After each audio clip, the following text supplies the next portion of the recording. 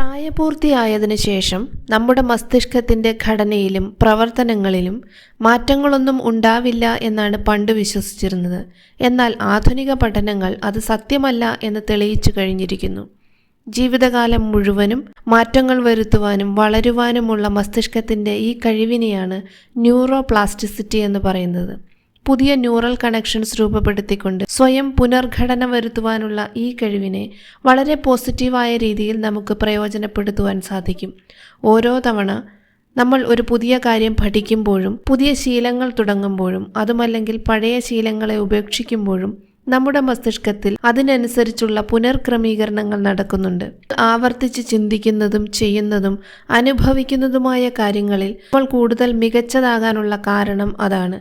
നമ്മൾ ചിന്തിക്കുന്നത് എന്താണോ അതായിത്തീരുന്നു എന്ന് പറയുന്നതിന് പിന്നിലുള്ള കാരണം ഈ ന്യൂറോപ്ലാസ്റ്റിസിറ്റിയാണ്.